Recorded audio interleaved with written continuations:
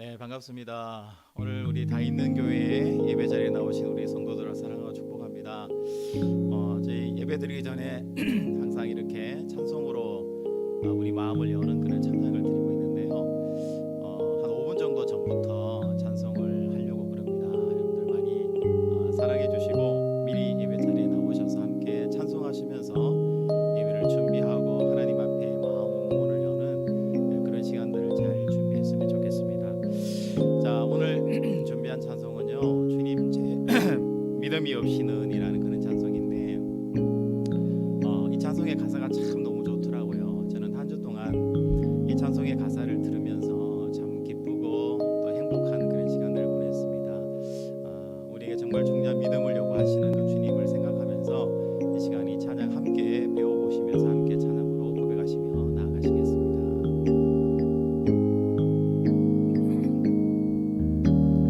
주님, 제 마음이 너무 둔해서 주님을 볼 수 없습니다.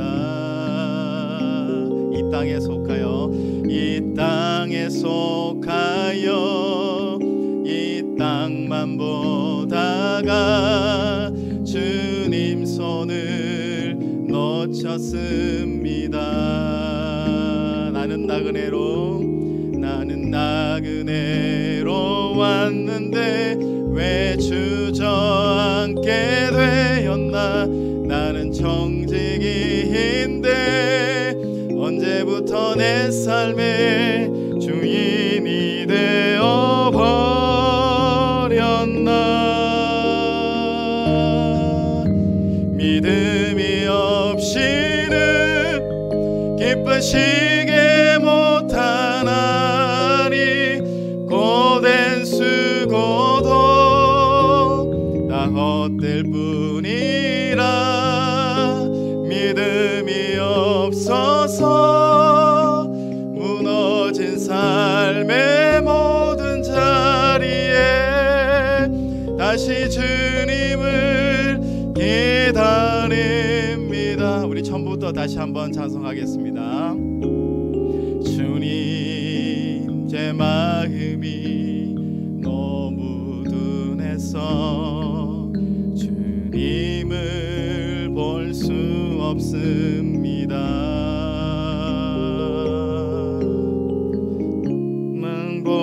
망보하여 이 땅만 보다가 주님 손을 놓쳤습니다. 나는 나그네로 왔는데 왜 주저앉게 되었나. 나는 청지기인데 언제부터 내 삶의 주인이 되어 버렸나. 믿음이 없이는 기쁘시게 못하나니 고된 수고도 다 헛될 뿐이라. 믿음이 없어서 무너진 삶의 모든 자리에 다시 주님을 기다립니다. 믿음이 없이는 기쁘시게 못하나니 고된 수고도 다 헛될 뿐이라. 믿음이 없이는 무너진 삶의 모든 자리에 다시 주님을 기다립니다. 다시 주님을 기다립니다. 다시 주님을 기다립니다.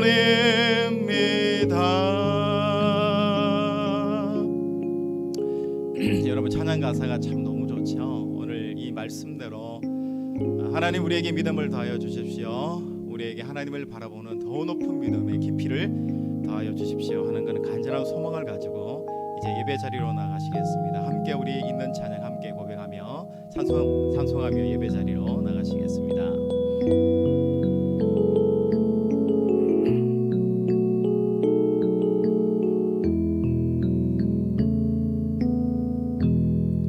주께서 높은 보좌에 앉으셨는데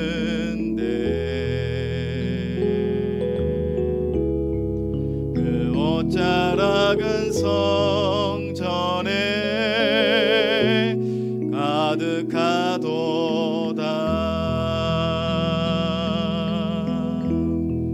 천사들이 모여서 서로 장화하여 외치니 그 소리는 성전에 가득하도다.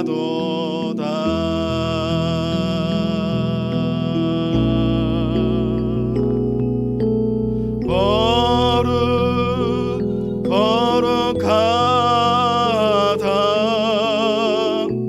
만군의 여호와 그 영광이 온 땅에 충만하시도다. 거룩하다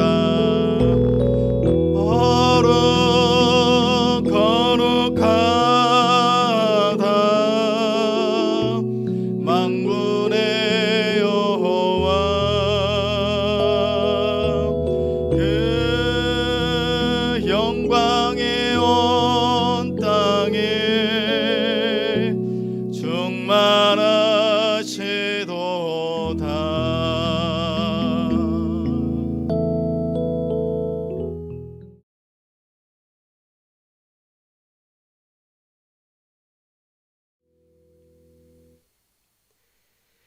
그리스도께서 우리를 자유롭게 하려고 자유를 주셨으니 그러므로 굳건하게 서서 다시는 종의 멍에를 매지 말라. 아멘.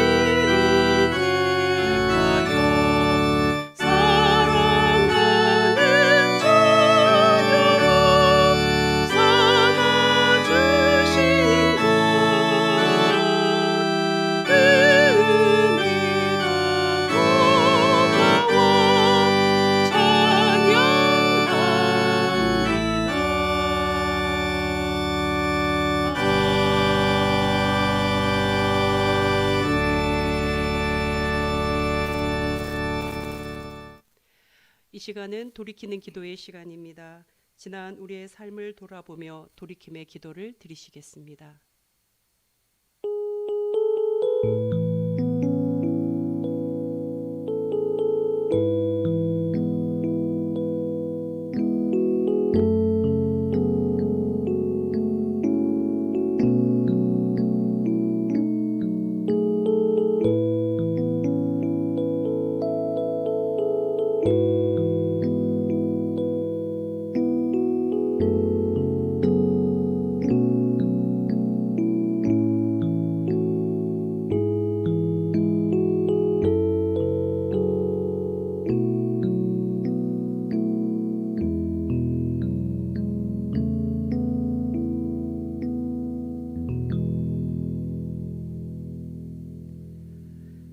돌이키는 자에게 주시는 하나님의 위로의 말씀입니다. 두려워하지 말라. 내가 너와 함께 함이라. 놀라지 말라. 나는 내 하나님이 됨이라. 내가 너를 굳세게 하리라. 참으로 너를 도와주리라. 참으로 나의 의로운 오른손으로 너를 붙들리라. 아멘. 나눈 말씀 교동문 84번 히브리서 11장 말씀입니다. 믿음은 바라는 것들의 실상이요 보지 않는 것들의 증거니 선지자들이 이로써 증거를 얻었느니라. 믿음으로 모든 세계가 하나님의 말씀으로 지어진 줄을 우리가 아나니 보이는 것은 나타난 것으로 말미암아 된 것이 아니니라. 믿음으로 아벨은 가인보다 더 나은 제사를 하나님께 드림으로 의로운 자라 하시는 증거를 얻었으니 하나님이 그 예물에 대하여 증언하십니다. 그가 죽었으나 그 믿음으로써 지금도 말하느니라. 믿음으로 에녹은 죽음을 보지 않고 옮겨졌으니 하나님이 그를 옮기심으로 다시 보이지 아니하였느니라. 그는 옮겨지기 전에 하나님을 기쁘시게 하는 자라는 증거를 받았느니라. 믿음이 없이는 하나님을 기쁘시게 하지 못하나니 하나님께 나아가는 자는 반드시 그가 계시는 것과 또한 그가 자기를 찾는 자들에게 상 주시는 이심을 믿어야 할지니라. 아멘.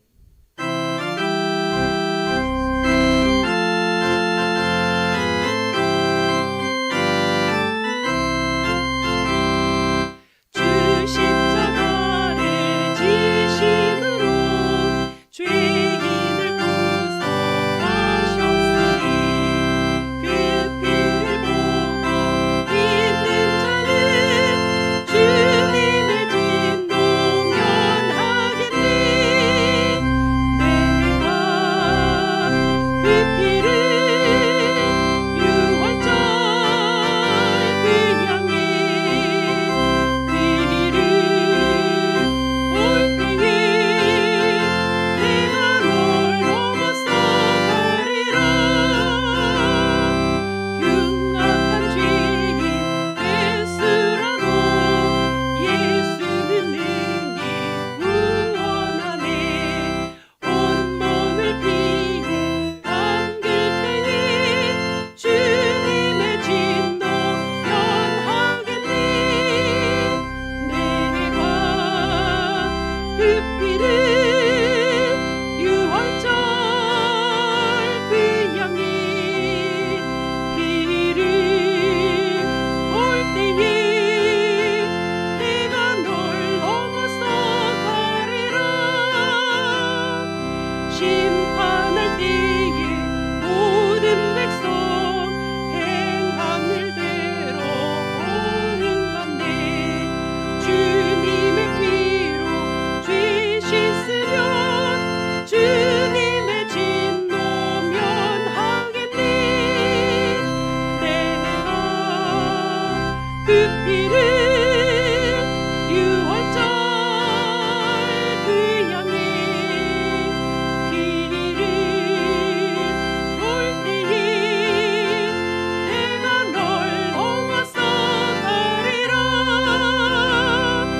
구주의 사랑 되시는 해 오열의 능력 의지하세.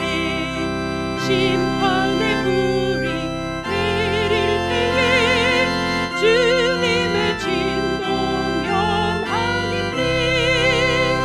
내가 그 피를 유월절 그 향해 피를 올 때에 내가 널 넘어서 가리라.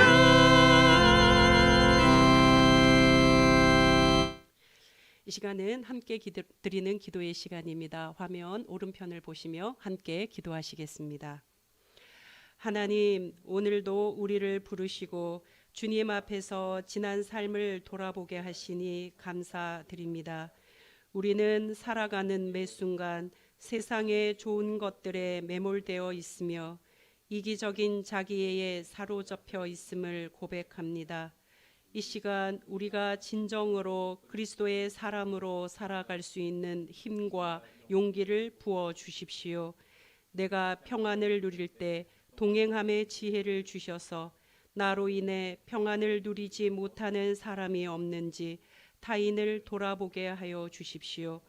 우리가 누군가의 수고의 대가로 주어진 자유를 누리는 자리에서 누군가의 그늘이 되고 소망이 되는 삶을 누리는 복을 내려 주십시오.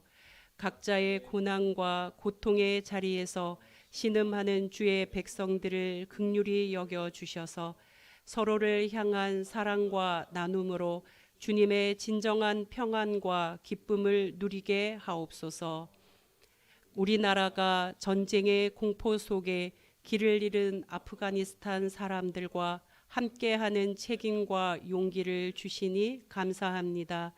우리 각자에게도 같은 은혜를 주셔서 삶에서 함께함의 복에 눈을 뜨게 하시어 진심으로 주를 찬송하게 하옵소서. 예수 그리스도의 이름으로 기도합니다. 아멘. 오늘 함께 나눌 말씀은 출애굽기 3장 7절에서 12절까지 말씀입니다.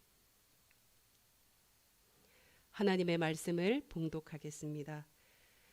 여호와께서 이르시되 내가 애굽에 있는 내 백성의 고통을 분명히 보고 그들이 그들의 감독자로 말미암아 부르짖음을 듣고 그 근심을 알고 내가 내려가서 그들을 애굽인의 손에서 건져내고 그들을 그 땅에서 인도하여 아름답고 광대한 땅, 젖과 꿀이 흐르는 땅, 곧 가나안 족속, 헷 족속, 아모리 족속, 브리스 족속, 히위 족속, 여부스 족속의 지방에 데려가려 하노라. 이제 가라. 이스라엘 자손의 부르짖음이 내게 달하고 애굽 사람이 그들을 괴롭히는 학대도 내가 보았으니 이제 내가 너를 바로에게 보내어 너에게 내 백성 이스라엘 자손을 애굽에서 인도하여 내게 하리라. 모세가 하나님께 아뢰되 내가 누구이기에 바로에게 가며 이스라엘 자손을 애굽에서 인도하여 내리이까. 하나님이 이르시되 내가 반드시 너와 함께 있으리라. 내가 그 백성을 애굽에서 인도하여 낸 후에 너희가 이 산에서 하나님을 섬기리니 이것이 내가 너를 보낸 증거니라. 이는 하나님의 말씀입니다. 하나님 감사합니다. 이 시간은 두드림 시간인데요. 오늘 두드림은 가을을 맞이하는 시를 여러분과 함께 나누고 싶습니다. 박노해 시인의 바람이 바뀌었다. 함께 감상하시겠습니다.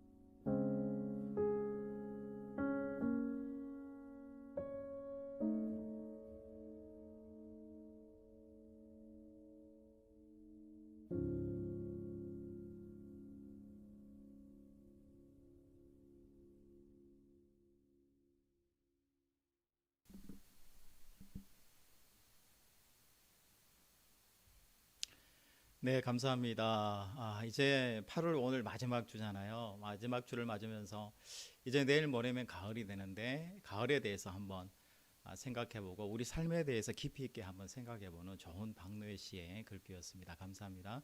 자, 우리 다있는 교회 우리 성도 여러분 오늘도 반갑습니다. 우리 좌우로 인사 한번 하실까요? 사랑합니다. 반갑습니다. 이렇게 인사 한번 나누실까요? 네. 네. 인사해 주셔서 감사합니다. 사랑합니다. 또 반갑습니다. 이렇게 인사를 나누니까요. 얼마나 또 기쁘고 또 감사한지 모르겠습니다. 여러분 지난 한 주 잘 살아내셨습니까? 제가 지난주에 설교할 때에 에녹의 하나님과의 동행에 대해서 그렇게 설교를 했었는데 여러분 이번 한 주 에녹처럼 무두셀라를 보면서 종말을 생각하시면서 하나님과 함께 걸어가셨는지요. 결국은 그 종말을 살아간다는 것이 하나님과 내가 한 마음으로 살아가는 것이고 결국은 타인과 하나님과 내가 함께 생각하면서 고민하면서 살아가는 것이 우리 종말의 삶인데요. 그런 삶을 아름답게 지난 한 주 살아가셨으리라 그렇게 믿습니다.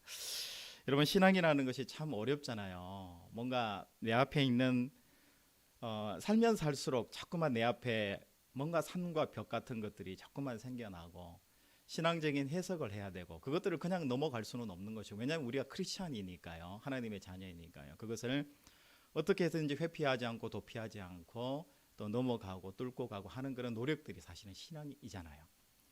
여러분 회피하지 아니시고 늘 하나님과 동행함을 통해서 그 신앙이 정말 살아있는 신앙이 되고 또 용기가 되는 그런 신앙으로 한번 살아내보시는 우리의 삶이 되어주시기를 주님의 이름으로 축복합니다. 여러분 그렇잖아요. 나의 능력을 가지고 생각하는 것이 아니라 하나님의 능력과 하나님의 가능성을 가지고 살아내는 것이거든요. 나의 가능성을 생각할 때는 안 돼요. 그렇지만 하나님의 가능성을 가지고 살아내면 모든 것이 다 가능함을 우리가 지난 말씀 시간에 배웠는데 그 말씀으로 살아내시는 또 한 번의 여러분의 신앙생활이 되시기를 바랍니다. 자, 오늘은 일상의 그 절망의 자리에서 이 누구를 찾아와요. 바로 모세입니다. 모세를 찾아오셨는데 이 일상의 절망의 자리에서 갑자기 찾아오셔서 그 하나님에게 자신의 현 상황과 절망의 현실을 내어드리고 하나님께 부름을 받고 새로운 자리, 새로운 공간, 새로운 자리로 소명의 자리로 떠난 모세에 대해서 오늘 한번 말씀을 나눠보기를 원합니다. 여러분 오늘 본문 출애굽기 3장을 한번 보시면 이 3장은 모세의 소명장으로 그렇게 많이 알려져 있습니다. 먼저 모세가 하나님 앞에 부름받은 그 시점을 우리가 생각해 볼 수 있잖아요. 우리가 3장 1절부터 지금 말씀을 읽지는 않았지만은 설교 말씀에 들어가는데 여러분 출애굽기 1장 2절을 보면 그 앞에 내용이 나오잖아요. 여러분 제가 잘 아시는 내용이니까 설명을 크게 하지 않더라도 이 모세를 통해서 가나안 백성들이 이 애굽에 속해 있는 이 이스라엘 유다 백성들이 얼마나 큰 노동과 또 일과 힘든 일들을 겪었는가에 대해서 여러분 알고 계시잖아요. 그 가운데에서 이 모세라는 존재가 자기가 정말 노예로 전락해버린 이스라엘 민족의 자손이라는 것이 들통이 나잖아요. 그러면서 또 살인자가 되기도 하고 그러면서 도망쳐서 미디안 땅으로 와서 미디안 여자와 결혼을 해서 지금 살고 있는 그 장면부터 우리 출애굽기 3장에서 시작이 됩니다. 그러니까 하나님 앞에 부름받은 이 시점을 바라보면 어쩌면 무의미하고 무가치하고 보잘것없고 하찮은 그런 자리에 지금 모세가 있다는 걸 알 수가 있어요. 여러분 생각할 때 그렇잖아요. 목사님, 모세는 위대한 사람이고 대단한 사람이고 우리가 일반적으로 그렇게 알고 있어요. 그런데 하나님을 만나고 하나님 앞에서 자기의 삶을 변화받기 이전에 물론 애굽의 왕자로 삶을 살았죠. 그러나 그 삶이 하나님이 원하시는 삶이 아니잖아요. 여러분 아무리 우리가 위대하고 훌륭한 삶을 산다 할지라도 하나님이 만나주시고 하나님이 터치해 주시고 하나님이 만져주시지 않으면 우리가 정말 하나님이 기뻐하시는 삶으로 살 수 없다라는 것을 우리가 또한 깨닫게 되는 것이죠. 모세가 가장 좋을 때가 아니었어요. 돈도 많고 뭔가 좀 번쩍번쩍하고 하나님 앞에 내세울 것이 있고 그런 상황이 아니었어요. 정말 하나님 앞에 아무 무가치하지 않은 그런 상황이었지만 하나님 앞에 자기 삶을 온전히 드린 오늘 모세의 이 이야기, 모세의 삶을 보면서 우리도 오늘 말씀 가운데에서 모세가 자기 자신의 그 절망과 이 현실들을 어떻게 극복하고 살아냈는지 그리고 하나님이 또 모세를 통해서 우리 민족을 통해서 주시는 그 의미가 무엇인지, 우리는 어떻게 살아가기를 원하시는지 오늘 말씀을 통해서 한번 묵상해보는 그런 예배의 시간이 될 수 있기를 바랍니다. 여러분, 모세를 보면 우리가 일반적으로 생각하는 그런 위대한 모세가 아니잖아요. 오늘 본문에 보면 애굽의 공주에게 물의 건짐을 받아서 왕자로서의 삶의 그 예전의 모습이 아니에요. 보면은 영적인 그런 고달픈 힘든 자기 인생을 돌아보면서 힘들다, 이제 그만 살고 싶다, 너무 괴롭다 라는 영적인 어떤 광야를 살아가고 있는 것은 아닌가라는 생각이 들어요. 또 보면 좀 무능하죠. 별 볼 일 없는 그런 삶을 살아가요. 여러분, 오늘 읽지는 않았지만 우리 출애굽기 3장 1절에 보면 이렇게 기록합니다. 모세가 그의 장인 미디안 제사장 이드로의 양떼를 치더니, 여기도 나오잖아요. 모세가 자기 삶의 현장이잖아요. 그의 장인 미디안 제사장 이드로의 양떼를 친다. 왕자의 신분이고 엄청난 부와 권력과 권세를 누렸던 모세가 아니라 어느 이방 민족의 족장의 양떼를 치는 신세, 그런 상황과 현실이라는 것을 이야기해요. 그러니까 남의 양떼나 치면서 밥 얻어먹는 그런 신세다, 이렇게 여러분 생각하시면 될 것 같아요. 그리고 2장 22절에도 보면 이렇게 기록해요. 그러므로 2장 22절에 그가 아들을 낳음에 모세가 그의 이름을 게르솜이라 하여 이르되 내가 타국에서 나그네가 되었음이라 하였더라. 그러니까 뭐예요? 결혼을 해서 아이를 낳는데, 그렇잖아요. 아이를 낳으면 뭔가 멋있게 이름을 지어야 되는데, 모세의 자기의 영적인 모든 상태가, 아버지로서의 권위가 거기에서 나타나는 거예요. 여러분 생각하잖아요. 이름을 멋있게 줬지, 승리라고 짓든지 번영이라고 듣든지 아니면은 뭐라고 아주 훌륭한 이름을 지을 수 있는데, 게르솜, 해필이면 게르솜이에요. 타국에서 내가 나그네가 되었다. 여러분 어떠세요? 굉장히 슬프고, 이 모세의 자리가 참 극복이 안 된, 스스로 침체된 그런 최저점에 모세가 살고 있다라는 것을 우리가 확인할 수 있어요. 여러분, 더 심각한 거는 그렇잖아요. 우리가 상황이 안 좋은 것은 때가 되면 변하겠지라는 생각을 할 수 있어요. 그런데 이 상황의 문제가 아니라 자존감이거든요. 이 모세, 인간이라는 한 존재 자체가 자존감이 지금 바닥을 치고 있는 그런 모습이라는 것을 알 수가 있어요. 우리 3장 11절에 보면 오늘 본문에 모세가 하나님께 아뢰되 내가 누구이기에 바로에게 가며 이스라엘 자손을 애굽에서 인도하여 내리까? 내가 뭐라고요? 내가 누구라고요?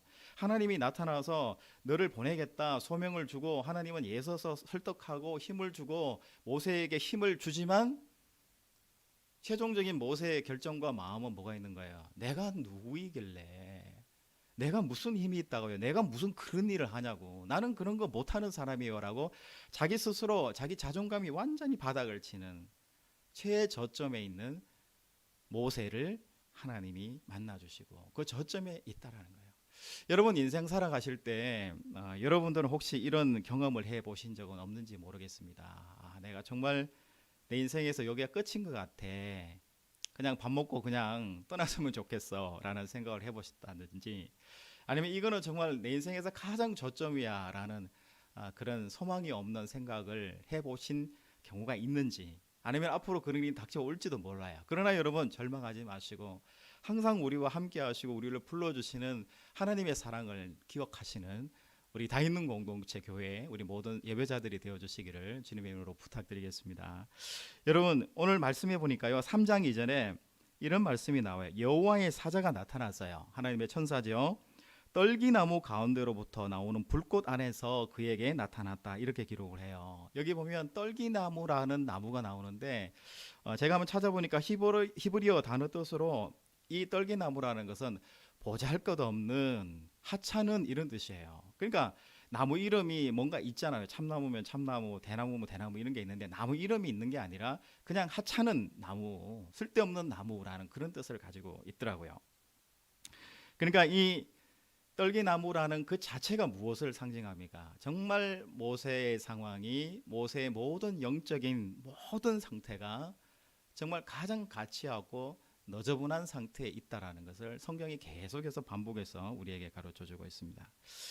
그런데 이런 모세에게 여호와의 사자가 떨기나무 가운데 나타났어요.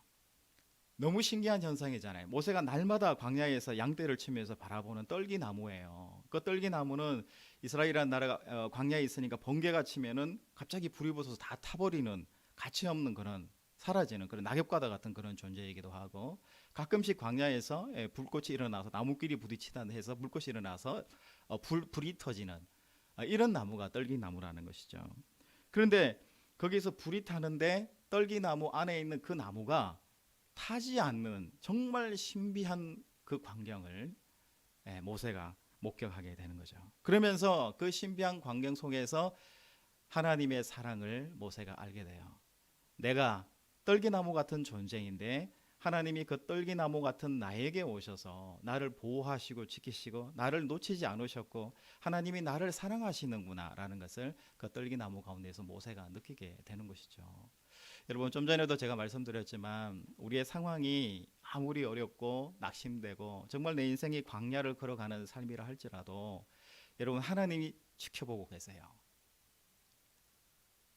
떨기나무 같은 모세를 지켜보듯이 하나님께서는 반드시 여러분들의 상황과 여러분들의 모든 것을 관찰하시고 바라보고 계시는 분이 하나님이시다라는 것을 믿음으로 고백하시는 우리들이 될 수 있기를 바랍니다.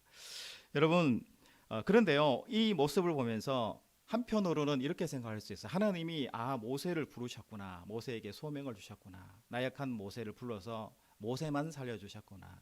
그런데 그런 게 아니잖아요. 이 떨기나무라는 것은 상징성을 가지고 있는데 그냥 단순하게 모세만을 이야기하는 것이 아니라 이 떨기나무가 또 내 자신, 우리 예배를 드리는 우리 자신만을 이야기하는 것이 아니라 이 떨기나무가 누구를 이야기할까요? 바로 애굽의 노예와 애굽의 억압과 속박 속에 살아가는 모든 이스라엘 민족 전체를 지금 떨기나무로 보는 거예요. 떨기나무처럼 정말 연약하고 아무 보잘것없는 존재가 되어버린 이 이스라엘 백성에게 하나님이 지켜주시고 인도하시고 도와주시고 그들이 힘들게 살아가는 그 고난의 땅 애굽 땅에서 내가 너희들을 인도하여 내겠다라는 메시지를 모세를 통해서 주고 계시고 오늘날 어쩌면 우리에게도 그러한 소명을 주고 계신지도 모르겠습니다. 여러분, 하나님이 이스라엘 민족의 탄식을 들으셨어요. 정말 이 나오는 이 모든 내용의 말씀들이 결국은 모세뿐만 아니라 이스라엘 민족 전체에게도 주시는 말씀이라는 거예요. 우리 오늘 본문 7절부터 12절 말씀인데요. 여기 말씀을 한번 보면 7절에 보니까 내 백성의 고통을 하나님이 보셨다. 눈으로 보셨다는 거잖아요. 그리고 또 보니까 부르짖음을 내가 들었다. 귀로 들었어요. 그리고 그 근심을 내가 안다. 내가 공감한다는 거예요. 내가 알고 있고 내가 마음으로 너무 아프다는 거예요. 그리고 8절에 보니까 그들에게서 건져내고 인도하여 데려가겠다. 이렇게 하나님이 선언하세요. 또 8, 9절에도 보면 내게 그 고통이 상달했다. 달했다. 그리고 내가 보았다. 내가 인도하겠다라고 이렇게 말씀하고 계세요. 그러니까 하나님이 모세 개인에게만 나타나시고 소명을 주신 것이 아니라 하나님은 모세뿐만 아니라 모세를 포함해서 이스라엘 전체에게 지금 소명을 주고 계시다는 것을, 그리고 그 사람들에게 생명을 부어주고 그들에게 자유와 기쁨과 행복을 부어주시고자 원하시는 하나님의 뜻이 여기 있다는 것을 우리가 알 수가 있는 것이죠. 그러면 여러분, 하나님께서 애굽에서 인도하여 가나안 땅으로, 여기서는 우리 분명 가나안 땅이라고 나오진 않지만 이 말씀에서 그렇게 오늘 3장 우리 9절 말씀에 보면은 8절 말씀에 그 땅에서 인도하여 아름답고 광대한 땅, 이렇게 설명을 해요. 아름답고 광대한 땅. 그러니까 하나님의 약속을 상징하는 거죠. 하나님의 약속의 땅으로 가게 하겠다라고 하나님께서 지금 말씀하고 계신 거예요. 그러면 이 애굽에서 인도하심의 의미가 뭘까? 우리가 생각할 때 첫 번째는 억압에서부터, 애굽의 사람으로부터, 종살이로부터, 종의 신분으로부터 이제 해방을 시켜서 자유로운 민족으로 해주겠다라는 약속이잖아요. 이 약속은 창세기 때부터 생명을 잇는 복을 주시겠다는 창세기의 약속이고, 또 이 창세기의 약속이 아브라함에게서 이어지는 복이고요. 다시 지금 창세기를 넘어서 출애굽기까지 모세에게까지 이어지는 하나님의 원래 하신 창조의 약속이시잖아요. 이 약속이 계속해서 이어지고 있다라는 거예요. 저는 하나님이 오셔서 다시 이 약속을 기억하시고 상기하시고 약속해 주시는 모습을 보면서 얼마나 마음에 감사함을 느끼는지 모르겠어요. 창세기 때 아니면 출애굽기 때 했던 그 말씀이 아니라 오늘 2021년을 살아가는 우리에게도 동일하게 해주시는 메시지로 저는 느껴집니다. 아브라함의 하나님, 이삭의 하나님, 야곱의 하나님, 그리고 우리의 하나님, 내 가정의 하나님, 우리 민족의 하나님으로 하나님께서 우리에게 함께 하신다는 것을 지금 약속하고 계신 것이죠. 여러분, 이뿐만 아닙니다. 애굽으로 인도하겠다라는 것은 우리의 모든 이스라엘의 영적인 그런 마음들, 또 우리의 영적인 모든 패배로부터 하나님 일어 세워서 하나님의 자리로 옮겨주겠다는 하나님의 놀라운 비전과 선포라는 것을 우리가 말씀에서 깨달아야 할 줄로 믿습니다. 여러분, 여기에 상징적으로 떨기나무를 사용했잖아요. 우리는 다 떨기나무 같고 우리 민족도 떨기나무 같고 아무 가치 없는 그런 존재지만은 하나님께서 가능성 있게 만들어 주시고 하나님께서 인도하신다라는 것을 오늘 말씀에서 우리에게 전해주고 계십니다. 여러분, 그러면 이 애굽이라는 이 땅이 결국은 어떤 땅일까요? 여러분 알고 계시겠지만은 이 애굽이란 이 땅이 결국은 야곱과 요셉이 먼저 오고 야곱의 식구들이 70명이 왔잖아요. 창세기 기록에 보면. 그러면 이 시대에 그 시대에 어쩌면 애굽 땅이라는 것은 희망의 땅이고 기회의 땅이고 성공의 땅이에요. 그렇죠? 절망의 땅이 아니고 노예의 땅이 아니었어요. 성공과 희망의 땅이었어요. 그러나 지금은 노예의 삶이고 억압의 자리이고 떠나야 되는 노예의 땅이고 하나님이 기뻐하시지 않는 그런 땅이 되었습니다. 여러분, 이스라엘 백성이 받은 그 학대, 그 억압이 뭐였어요? 우리 1장 우리 11절에 보면은 나오는데요. 그 내용이 성을 건축하고 노동의 일을 강제로 이렇게 시켜서 하고 또 흙을 이기고 벽돌을 굽고 농사일을 과하게 또 시키고 마지막으로 아들이 태어나면은 남자아이를 죽이는 것까지 이스라엘에 대한 학대와 탄압과 억압이 진행됐다는 것을 우리가 확인을 해요. 여러분, 그럼 본문 8절 말씀, 오늘 8절 말씀 보면서 이 애굽의 억압에 대해서 이 하나님의 행하심이 구체적으로 어떻게 나타났을까요? 하나님의 이 애굽의 이 억압에 대해서 하나님이 어떻게 구체적으로 이스라엘 백성과 모세를 우리를 구원하신다고 약속하셨는지 우리 8절 말씀을 통해서 한번 살펴보겠습니다. 우리 8절 말씀에 보니까 이렇게 기록합니다. 내가 내려가서 그들을 애굽인의 손에서 건져내고 그들을 그 땅에서 인도하여 아름답고 광대한 땅으로 인도하겠다. 이렇게 말씀하세요.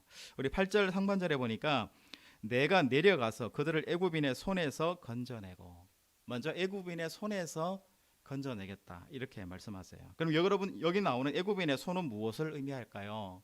바로 애굽인의 권력과 억압의 힘을 상징하는 거죠. 그러면 이 애굽인의 손에 반대되는 말은 뭐겠습니까? 바로 하나님의 손이겠죠. 그러니까 애굽인의 손에서 하나님의 손으로 건져내겠다라는 이야기예요. 여러분, 하나님의 손은 어떤 손입니까? 애굽인의 손은 어떤 손일까요? 애굽인의 손은 죽이는 손이에요. 노동을 시키는 손이고 억압하는 손이고 쉼이 없는 손이고 노력하고 죽이는 죽음의 손이에요. 그런데 우리 창세기에 우리 생명을 부어놓으 주신 우리 하나님의 손은 어떤 손입니까? 살려내는 손입니다. 바로 우리를 보호해 주시는 손이고 삶을, 우리 인생을 정의롭고 공의롭게 만들어 주시는 바로 손이고요. 쉼이 있는 손이고 생명을 부어주시고 이어주시는 손이 바로 우리 하나님의 손이라는 거예요. 그러니 하나님께서는 이스라엘 백성의 모든 그 손, 노동을 당하는 그 손, 거칠어진 그 손, 하나님의 생명을 잇는 역할을 하지 못하는 그 손, 그 애굽의 힘과 강한 힘, 그 손으로부터 하나님의 손이 만들어낸 원래 인간의 모습으로 창조의 생명을 잇는 그 아름다운 모습으로 내가 이스라엘 백성들을 해방하여 이끌어내겠다라는 하나님의 선언이 이 말씀 가운데 나타나는 것이에요. 여러분, 얼마나 기쁘고 감사한지 모르겠습니다. 여러분, 역사라는 것이 히스토리가 뭐예요? 그의 역사잖아요. 그분의 역사, 예수님의 역사, 바로 하나님의 역사잖아요. 우리의 모든 삶의 역사, 우리의 모든 과정들은 결국은 하나님의 손에서 좌우되는 것이 하나님의 뜻이지, 인간의 손에서 아니면 억압자의 손에서 누가 강력한 힘의 손에 의해서 좌우되는 것이 하나님의 뜻이 아니에요. 하나님은 하나님의 손에 의해서 아름답게 자유롭게 생명을 잇는 손으로 만드신 하나님의 손에 의해서 이스라엘 백성이 만져지고 만져져 가기를 바라는 것인 것입니다. 여러분,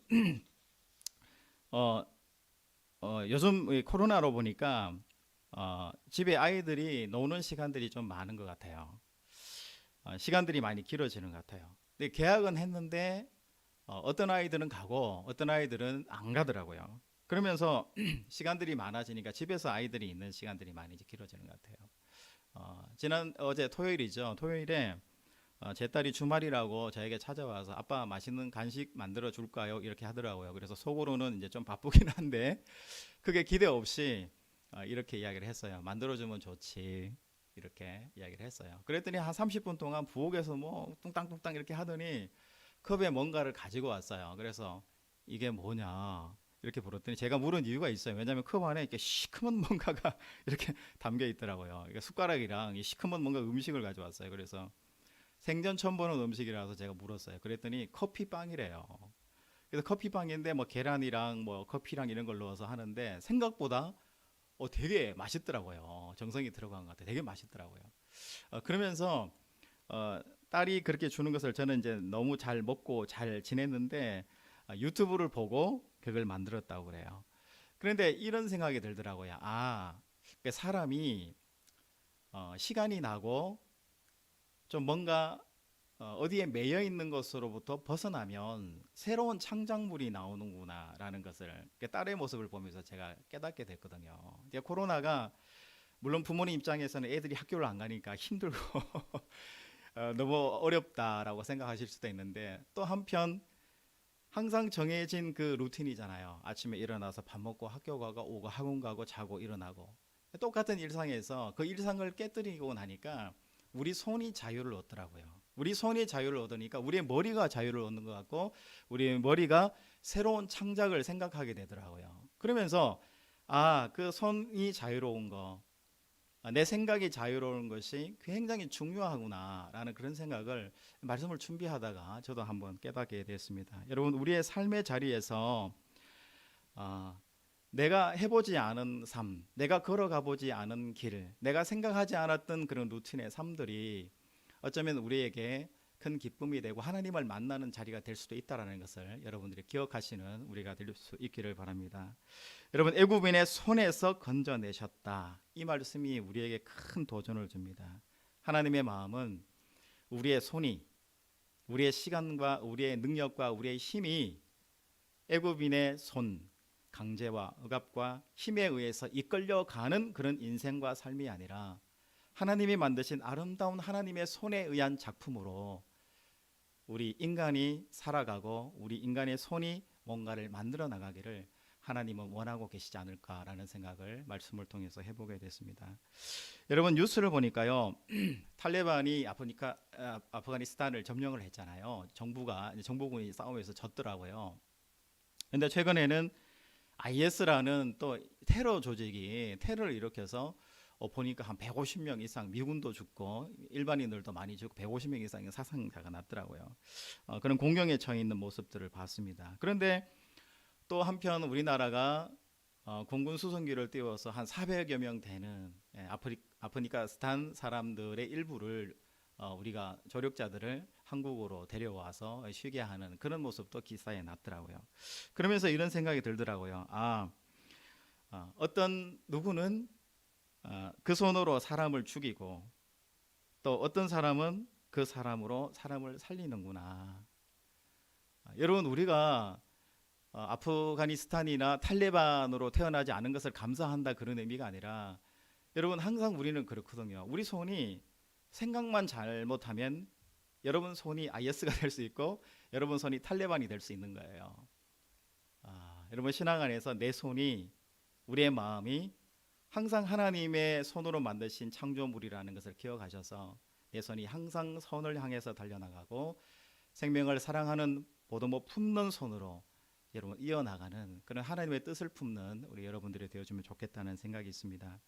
여러분, 둘째로 우리 8절 말씀에 보면 애굽인의 손에서 건져내고 또 그들을 그 땅에서 인도하여 아름답고 광대한 땅, 7 족속의 땅으로 데려가겠다. 이렇게 하나님께서 말씀을 하셨어요.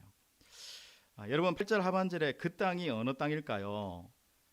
가나안 땅이라고 성경에서 기록하고 있지는 않은데 여기 보니까 그렇게 쓰고 있어요. 적과 꿀이 흐르는 땅, 가나안 족속, 헷 족속, 아모리 족속, 브리스 족속, 히위 족속, 여부소 족속의 지방에 그 가나안 족속이라고 땅이라고는 안 했지만 가나안 땅인 것 같아요. 그런데 왜 굳이 가나안 땅이라고 하면 될 텐데 성경 어떤 곳에는 가나안 땅이다 이렇게 기록했거든요. 창세기 우리 12장 아브라함을 부를 때도 보면 내가 너에게 지시할 땅 이렇게 이야기하지 가나안 땅으로 가라 이렇게 말씀을 안 하거든요. 그런데 뒤에 5절에 보면 마침내 가나안 땅에 도착했다. 그러니까 하나님이 하나님의 입으로 선포하실 때는 가나안 땅이라고 말씀하지 않으시고 편집자나 해설자는 가나안 땅이다 이렇게 쉽게 풀어서는 경향이 있는 것 같아요. 그런데 저는 이 말씀들을 보면서 왜 이러시는 걸까요? 왜 가나안 땅이라고 대놓고 말을 하시지 않으실까? 하나님은 실수하지 않으시는 분이신데 그래서 그러실까라는 생각을 하면서 왜 그럴까에 대한 그런 생각을 좀 한번 해보게 됐습니다. 그랬더니 제가 생각하는 답은 하나님의 생각이 우리의 생각하고 달라요. 그러니까 하나님의 생각은 하나님이 다스리는 땅 공간에 집중하기를 원하시는 거예요. 그러니까 땅의 문제가 아니라 하나님에게 집중하도록, 하나님이 다스림에 대해서 집중하도록, 하나님의 약속에 대해서 더 집중하기 위해서 가나안 땅이라고 굳이 말씀하지 않으시는 것 같아요. 왜냐하면 하나님이 그렇게 말씀하시면 우리는 굳이 땅에 대해서 집중하기 때문에 그렇지 않을까라는 생각이 듭니다. 여러분 본문 말씀의 8절에 보니까 그 땅이 어떤 땅입니까? 애굽이죠. 그 땅에서 인도해내는데 그 땅은 애굽 땅입니다. 애굽 땅도 하나님이 약속한 땅이잖아요. 여러분 아닌가요? 그 애굽 땅도 하나님이 약속한 땅이에요. 그래서 야곱이 갔고 요셉이 갔잖아요. 하나님이 복 주신 땅이거든요. 근데 문제는 그 땅이 지금은 하나님이 통치하는 것이 아니라 애굽인들이 통치하고 애굽인들이 거센 땅이에요. 그러면 그 땅이 하나님이 약속한 땅이 아니라 하나님이 새로운 땅을 말씀하시면, 하나님이 다스리는 새로운 광야를 말씀하시면 그 광야가 바로 하나님이 약속하신 약속의 땅이 되는 거예요. 바로 약속 성취의 땅이 되는 것이죠. 여러분 이 약속의 성취의 이 땅이 뭐냐면 바로 하나님이 원하시는 우리가 가야 될 그런 땅이다. 그러니까 우리가 살고 있는 이 땅 아니면 저기 하늘 그랬을 때 저 하늘 위에 있는 어디가 아니라 하나님이 다스리시고 인정하시고 하나님이 통치하시는 그 땅이 우리에게 약속의 땅이다라는 것을 성경이 우리에게 다시 한번 말씀해 주시는 것 같습니다. 여러분 본문 3장 5절에도 보면 하나님이 호렙산 가시떨기 나무에서 모세를 부르세요. 그리고 그 황량한 그 광야를 거룩한 곳이니 너 신을 벗어라 이렇게 이야기해요. 그 땅은 미디안 땅이고 하나님의 땅도 아니에요 어쩌면. 그리고 아주 쓸데없는 그런 땅이에요. 그런데 하나님이 그 땅을 거룩하다 말씀하시고 내가 임재했고 내가 다스리고 통치하는 지금의 이 땅이다라고 말씀하시니 그 땅이 거룩한 땅이 되었잖아요. 그러니까 정해진 것이 아니라 우리의 생각 속에 하나님이 말씀하시고 하나님이 원하시면 그 땅이 거룩한 땅이 되고 내가 하나님의 말씀 가운데 믿음 가운데 살아내면 그 땅이 하나님 보시기에 거룩한 땅이 된다는 것을 이 말씀이 우리에게 전해주고 계신 것 같습니다. 여러분 그 고통의 공간, 그 고난의 공간, 애국 공간에서 하나님이 인도하여 내겠다라고 이렇게 말씀해 주셨습니다. 바로 이 공간이죠. 하나님은 그 공간에서 하나님을 예배하고 백성이 자유롭게 행복을 누릴 수 있는 공간이 되기를 원했어요. 그런데 그런 공간이 되지 못하는 거예요. 애굽의 태양신을 숭배하게 되고 노획과 강주로 손이 묶인 억압의 장소로 변하게 돼요. 그랬을 때 하나님께서는 더 이상 하나님을 예배할 수 없는 이 공간을 떠나게 하시고 하나님이 원하시는 희망의 공간을 찾으라고 모세에게 지시하시고 인도하여 내겠다고 하나님께서 말씀해 주셨습니다.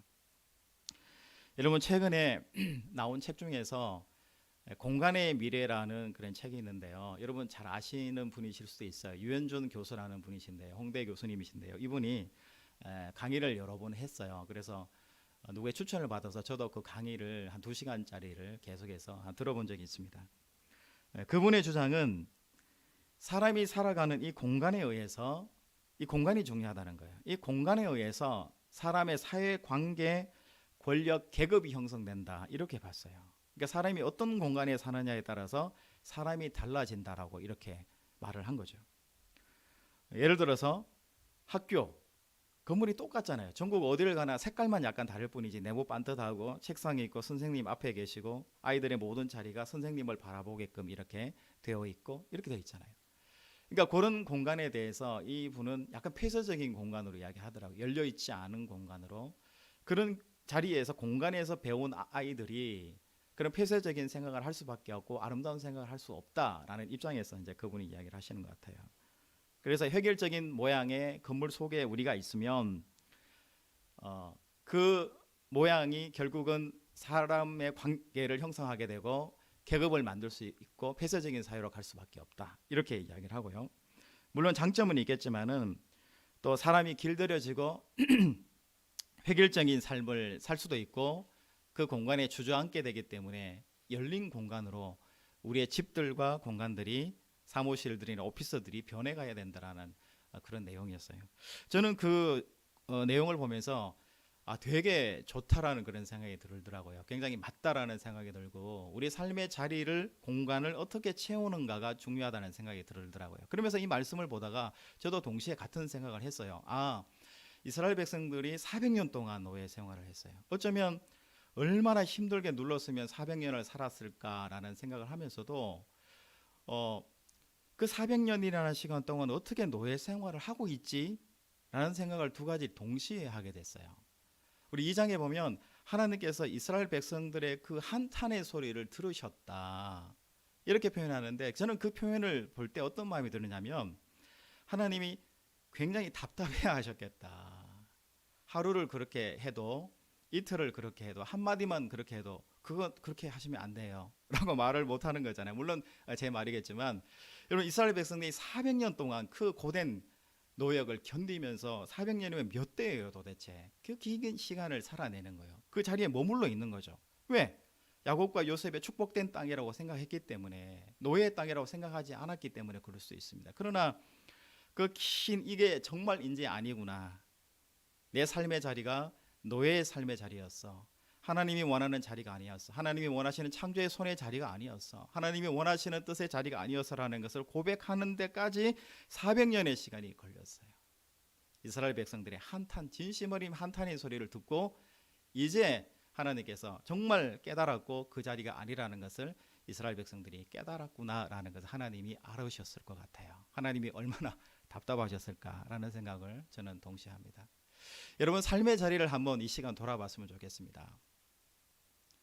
여러분 혹시 400년 묵은 여러분 고난의 땅, 고통의 땅, 억울함의 땅, 비합리적인 땅에 여러분 엉덩이를 깔고 앉아서 좋아, 그게 좋아, 내 자식도 그렇게 살았으면 좋겠어, 나도 그렇게 살았으면 좋겠고 내 손자도 살았으면 좋겠어 라고 혹시 살고 있지는 않습니까? 여러분 400년이 아니라 1년, 2년, 3년, 10년, 20년, 30년, 40년 떠나야 할 그 잘못된 습관과 하나님이 원하시지 않는 그 삶의 자리에서 여러분 자리를 펴고 깔고 앉아서 이게 너무 좋아 하면서 여러분 인생을 허비하면서 삶을 살아내고 있지는 않습니까? 여러분 400년 동안 하나님은 이스라엘의 한탄의 소리를 듣고 싶으셨을 것 같아요.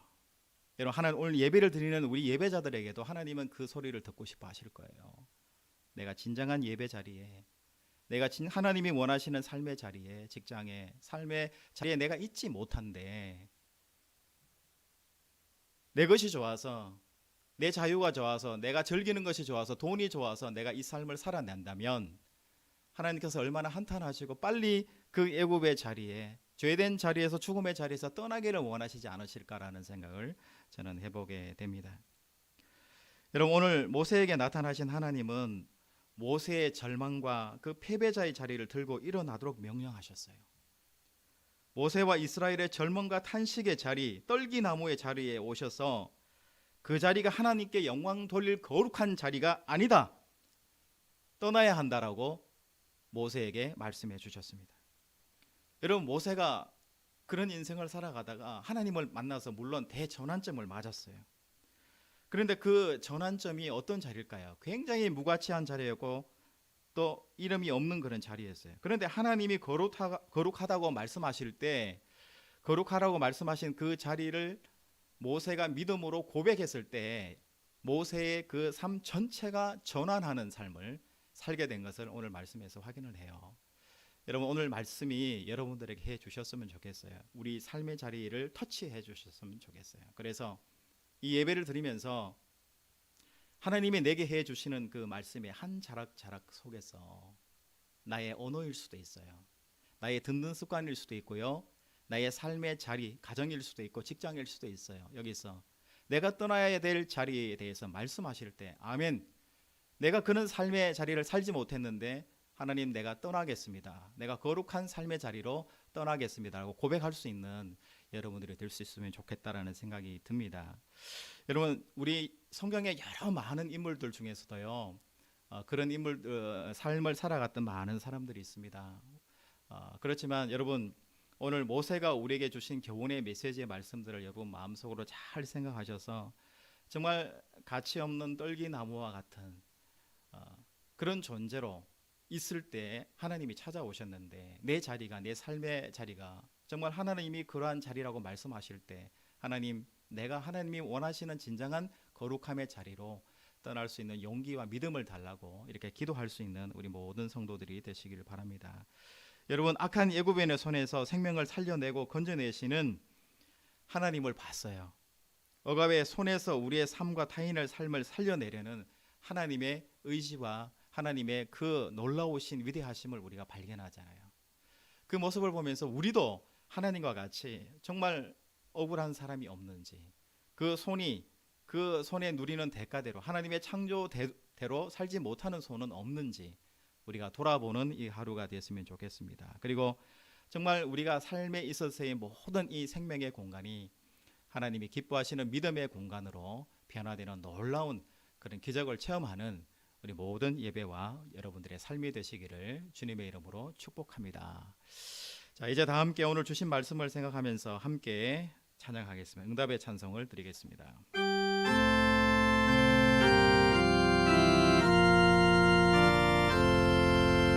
이 말씀 따라 사는 동안 지치지 않게 하고 이 말씀 따라 사는 동안 주님 나라 이루소 이 말씀 따라 사는 동안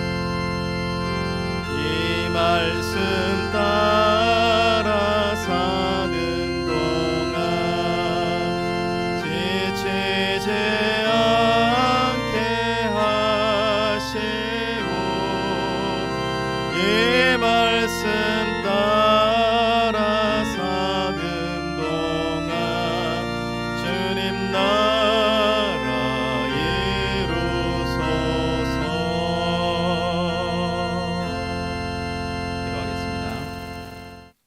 하나님, 주님이 없다면 우리의 삶은 늘 절망과 탄식입니다. 그러나 주님이 함께 계심으로 우리의 삶이 기쁨으로 변화할 줄 믿습니다. 무기력 속에 절망 속에 있는 모세에게 찾아오셔서 약속을 기억하게 하시고 자존감을 회복하게 하시고 다시 일어설 수 있는 힘과 소명도 주심을 감사합니다.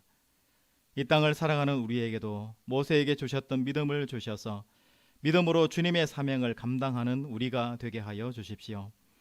내가 선 곳이 거룩한 곳이다 말씀하셨사오니 내가 선 땅이 애굽이라면 떠나는 용기를 주시고 아름답고 광대한 하나님 나라로 만들어내는 믿음도 부어 주십시오. 우리의 모든 삶은 주님의 것입니다. 주님이 우리의 길을 인도하여 주시옵소서. 예수 그리스도의 이름으로 기도하옵나이다. 아멘.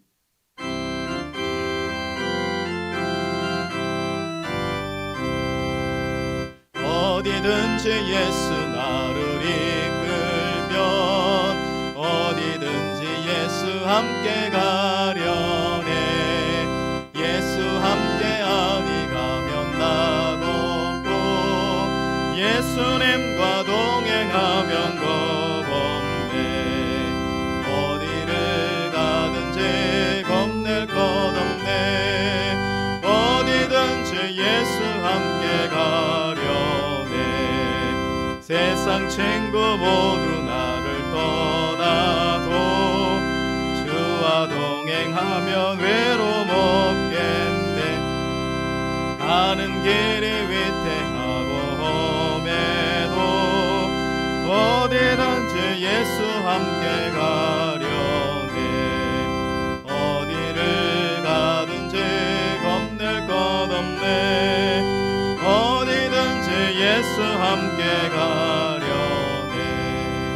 어두운 그늘 나를 에워쌀 때에 주가 함께 계심 믿고 가려네. 주그도의 천국에서 깨어나 예수 함께 길이 길이 살리라. 어디를 가든지 겁낼 것 없네. 어디든지 예수 함께 가려네.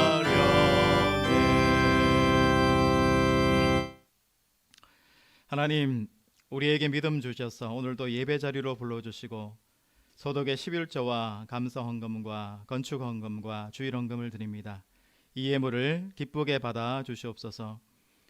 코로나의 위기와 경제적인 어려움으로 수많은 소상공인들과 프리랜서들과 기업인들이 어려움을 겪는 중에 있습니다. 하나님, 우리에게 지혜를 주셔서 함께 이 어려움을 이길 수 있는 지혜를 부어 주시옵소서. 나눔의 기쁨도 주시고 양보의 은혜도 주시고 헌신의 사명도 주셔서 이 위기를 믿음으로 잘 극복할 수 있기를 원합니다. 어렵지만 주님의 것을 구별하여 드립니다. 드려진 손길과 가정에 늘 성령께서 동행하여 주셔서 부족하지 않고 채워주시는 은혜가 있게 하시고 말씀대로 주님을 믿음으로 살아갈 때 충만하게 채워지고 나누어지고 흘러넘치는 복으로 함께하여 주시옵소서. 우리 다있는 교회가 8월 한 달을 살았습니다. 창립의 정신처럼 하나님과 사람을 잇고 세상을 잇는 공동체로서 사명을 잘 감당하게 하여 주시고 행하는 모든 예배와 사역에 은혜가 충만하게 역사하여 주시옵소서. 거룩하신 예수님의 이름으로 기도하옵나이다. 아멘. 네, 지금은 공동체 소식 시간입니다. 오늘도 우리 다있는 교회에 예배 나오신 우리 모든 예배자들을 사랑하고 축복합니다. 저희 다있는 교회가 오늘로서 한 달이 됐고요. 이제 새로운 9월을 맞이합니다. 주일 예배는 항상 11시에 실시간 온라인으로 드리고 있고 또 내일부터 아침 뜨아 묵상이 시작이 됩니다. 많이 참여해 주셔서 감사드리고요. 다음 한 주도 뜨아 말씀과 함께 동행하는 그런 생명의 말씀이 될 수 있기를 주님의 이름으로 축복합니다. 또 어린이 예배를 저희들이 준비하고 있는데요. 어떤 분들이 또 예배 언제 드리느냐 또 신청하신 분도 계신데요. 신청해 주시면 저희들이 잘 준비해서 인원이 몇 명이 되든지 간에 최선을 다해서 준비해서 어린이 예배를 진행할 수 있도록 하겠습니다. 그리고 우리가 이제 한 달을 살았습니다. 그래서 다음 주에 예배 후에 간단하게 이제 PPT로 여러분 한 달 살림에 대해서 저희들이 보고를 드리려고 합니다. 그래서 헌금 내용이라든지 그동안 사역이 어떻게 진행되고 과자 왔는지 함께 공유하는 그런 시간을 나누려고 하는데 다음 주에도 많이 참여하셔서 또 보시고 기도해 주시면 감사하겠습니다. 자, 이제 오늘 말씀을 생각하시면서 길 보냄의 말씀을 나누겠습니다. 하나님을 신뢰함으로 떠나야 할 애굽을 떠나 새로운 땅을 바라보시는 한 주가 되시기를 바랍니다. 아멘. 말씀대로 살겠습니다.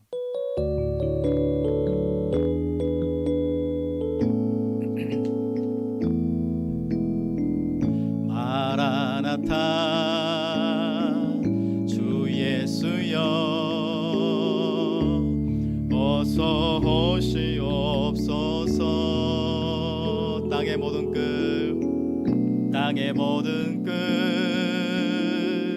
모든 족속 주를 찬송하게 하소서. 주를 찬송하게 하소서. 마라나타 마라나타 주 예수여 어서 오시옵소서. 땅의 모든 끝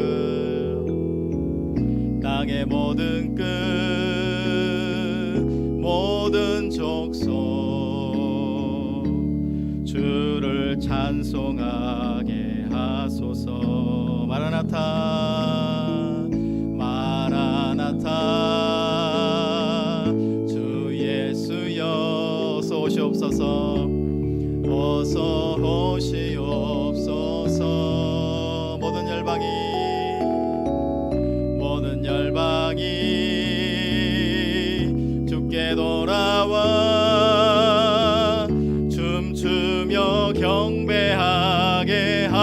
주옵소서. 우리 주님 다시 오실 길을 만들자. 십자가를 들고 땅 끝까지 우린 가리라. 우리 주님 하늘 영광 온 땅 덮을 때 우린 땅 끝에서 주를 맞으리. 마라나타 마라나타. 아멘. 주 예수여 오시옵소서. 마라나타 마라나타. 아멘. 주 예수여 오시옵소서. 아멘. 주 예수여 오시옵소서. 아멘. 주 예수여 오시옵소서.